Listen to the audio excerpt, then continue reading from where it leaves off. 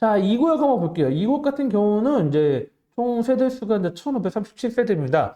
자, 여기 같은 경우는 이제 지금 시공사 대우가 이제 시공사 선정이 됐죠. 22년도 11월 대우가 시공사 선정이 됐는데, 자, 여기서 이제 뭐 대우건설 시공사 선정할 때 좀 공정률이나 아니면 좀 어쨌든 뭐 우리가 개발을 하더라도 일반 분양분이 많을수록 수익성이 향상이 되기 때문에 뭐 이런 것들을 좀 추진하는 것들이 있었는데, 좀 계획대로 뭐 대우건설에서 계획한 부분대로 진행이 되진 않는 것 같습니다. 어찌됐든.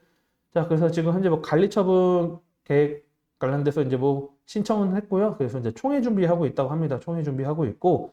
자, 그래서 이제 이곳 같은 경우는 지금 뭐 이태원역이 좀 가깝게 위치한 북쪽 라인은 이태원역이 좀 가깝게 위치해 있고, 또 입지적으로도 상당히 좀 괜찮습니다. 이 구역 같은 경우에도. 자, 다만 이제 여기 같은 이제 좀 이제 나와 있긴 하지만 이제 이 공유지 부분 매입 이슈가 좀 있습니다. 그래서 지금 매입하는 것에서 이제 뭐 은행 채권 뭐 PF죠, 그런 부분들 해가지고 저 이슈적인 부분은 좀 많이 풀어 나가는 것 같습니다. 제가 뭐 구체적으로 들어가진 않았는데, 그래서 이런 부분들이 있고, 그다음에 그나마 좀 다행인 게 여기 보강초등학교가 있는데 여기 존치하기로 해가지고 수익 증가가 좀 된다 보고, 보강초 뭐 존치를 하니까 뭐 어쨌든 비용이나 그런 것도 줄 수 있겠죠. 이태원 인정을 했고, 또 여기 장점 하나가 좀 타이밍을 잘 잡아가지고 재개발 임대주택 비율을 15% 적용하는 시점에 딱 이거를 이제 이구역 딱 이제 추진 속도를 내 가지고 다행이라면 좀 그렇긴 하죠. 제가 좀 표현적인 부분 했는데, 어쨌든 임대주택 비율 적을수록 수익성은 어쨌든 향상되다 보니까 이 주택 비율 15% 적용됐다는 게 좀 장점이고요. 좀 아쉬운 거는 21층으로 계획을 했지만 이 서울시 그 남산 이 전망 이제 제한 잡히는 것 때문에 90m 높이로 제한돼서 14층으로 좀 진행된다 이렇게 보면 될 것 같습니다.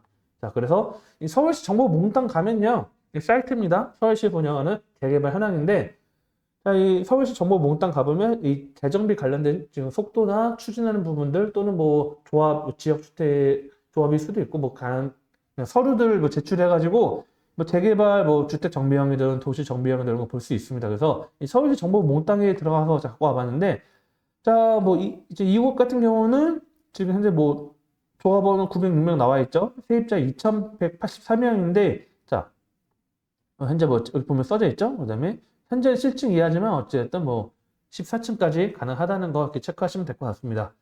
자, 그다음에 가장 핫한 지역이 상구역이고, 뭐 제가 뭐 과거 자료하고 현재 자료 좀 비교 분석하다 보니까 제가 뭐 최근에 또 업데이트 된 것들이 있나 체크를 해봤는데, 확실히 한남의 상구역이 가장 기사들도 많고 뭐 블로그도 많고 유튜브 내용도 많더라고요. 그래서 이 상구역의 아랑 크기도 하고, 이 한남동 686번지 일대 한남 상구역 같은 경우를 좀 알아보면, 자, 여기는 총 세대수가 5,988세대입니다. 자, 서울시에서 자, 준주거 주거 비율 완화를 해줘가지고 77% 90%로 준주거 주거 비율을 좀 완화시켰습니다. 그래서 뭐 상업 비율이 더 들어갈 때 것을 주거 비율을 확대를 시키다 보니까 좀 세대수가 좀 늘어났습니다. 세대수가 늘어났다는 거는 거의 한 230세대면 그만큼 수익성이 좀 증가가 될 수 있다는 거죠. 자, 조합원은 3,880명, 80명 정도가 있고요. 가장 큽니다. 동만에도 127개 동이고 지하 6층부터 지상 2층까지 올라가는 부분인데, 자, 여기 지금 이제 세입자는 뭐 이주는 뭐 끝났다 봐야죠. 지금 철거하고 있고요.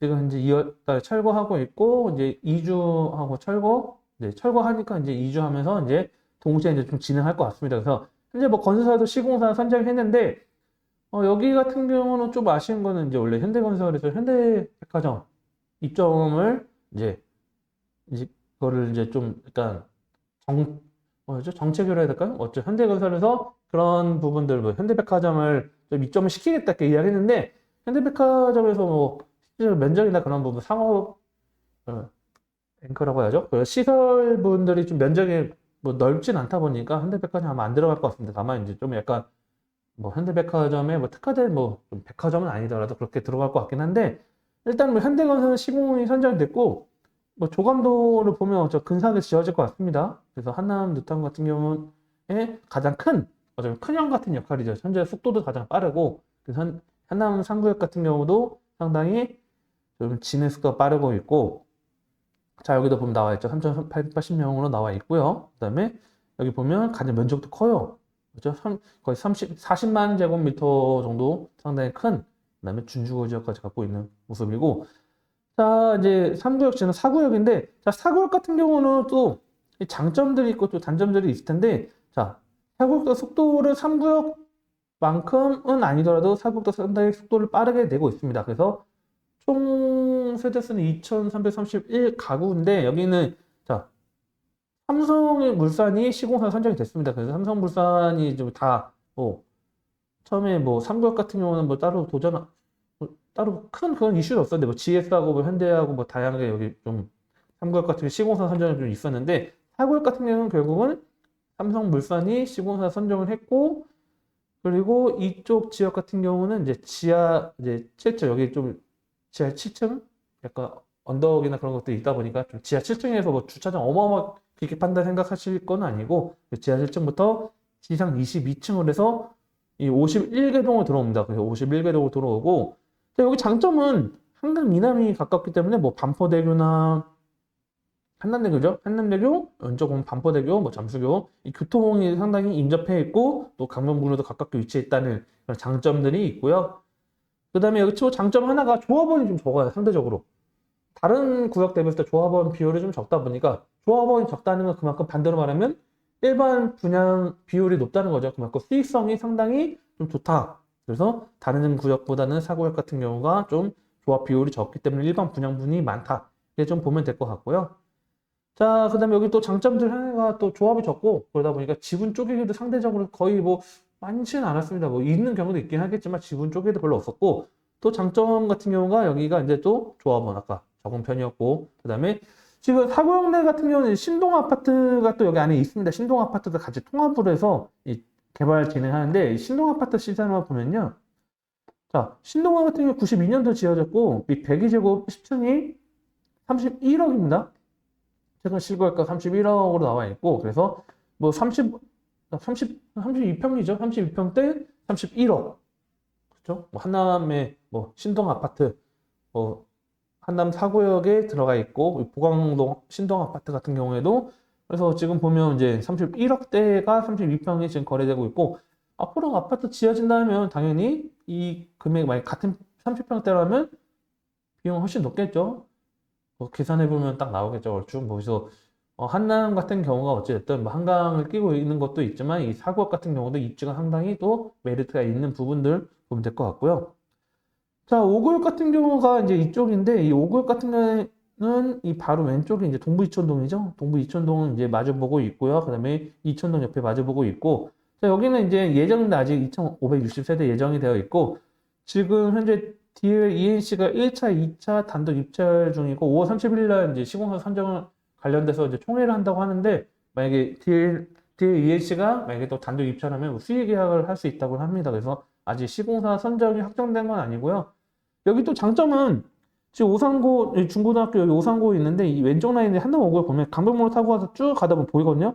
상대적으로 이 다른 지역들 있을 때 좀 상당히 평지가 많아요. 딱 여기 우리 강변북로 사다 보면 딱 여기 위에 보면 딱 이렇게 촘촘하게 이제 우리 옛날 집들 쫙 펼쳐지고 언덕에 이렇게 집들이 있는데, 이쪽 학교를 지나서 강변북로 쪽 오른쪽을 보면 좀 상당히 상대적으로 좀 평지가 좀 많다. 그리고 반대로 말하면 이쪽이 한강을 끼고 있는 것들이 또 많죠. 실질적으로. 그러다 보니까 한강 조망권을 갖고 있는 것도 좀 장점이 되겠고, 그 다음에 또 이 장점이 신분당선 이 동빙구역이 이쪽에 좀 들어올 예정입니다. 그래서 한강학교 위쪽에 들어오다 보니까, 그래서 한남 5구역 같은 경우는 좀 가깝습니다. 그래서 실질적으로, 그래서 실제 뭐 지금 신한남역을 좀 신분당선 여기 좀 정차시켜 달라고 이야기했던 게 2, 3, 4구역 조합이거든요. 근데 5구역 같은 경우는 뭐 따로 같이 뭐 신한남역까지 이야기는 안 했는데, 어쨌든 동빙구역이 들어오다 보니까, 그래서 신분당선에 동빙구역에 가깝게 위치했기 때문에 5구역은 향후에 신분당선에 좀 혜택을 볼 수 있는 가장 근접한, 물론 여기 뭐 보강역이 됐든 신한남역이 됐든 이쪽 들어온다면 4구역, 3구역도 혜택을 보긴 하겠죠. 자, 그런 것들 좀 체크하면 좀 될 것 같고요. 자, 그래서 이 동빙고역 쪽으로 해서 이쪽 라인들, 이 한남이라는 지역이 지금 뭐 우리가 뭐 유엔사나 뭐 수송부 기지나 이쪽 뭐 개발하는 것들도 있고, 상당히 이쪽, 옛날 그 노후화된 지역들 엄청나게 개발한다고 하면, 제가 볼 때 뭐, 좀 개인적인 생각이다. 저는 뭐, 한남보다는 반포를 좀 더 좀 개인적으로 선호하는데, 또, 어찌됐든 뭐, 새 아파트 들어온다고 하면, 뭐, 반포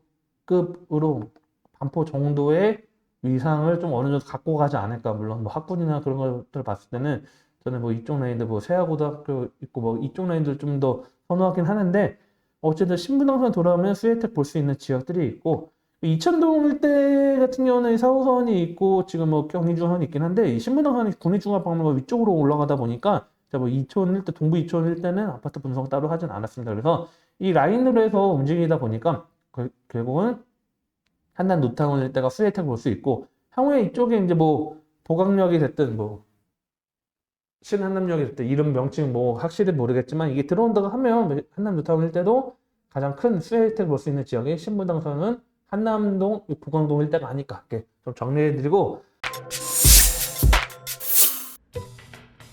좋은 차를 사기 전에도, 이사를 가기 전에도, 크게 다치기 전에도 항상 미리 대비를 해놓는데 부동산은 왜? 사전 점검 서비스는 부동산 매물을 사거나 짓거나 하기 전에 법률부터 부동산 정보까지 한 번에 미리 대비하는 서비스입니다. 영상에 나오는 연락처로 많은 신청 부탁드립니다. 또 다른 세상을 맞이하라. 낡은 정보를 지워라. 새로운 감각을 익혀라. 변화하는 미래에 맞서라. 편향된 시각을 버리고 얽혀있는 도시 속 독보적인 가치를 쟁취해라. 당신이 만드는 미래의 기회, 도시와 경제.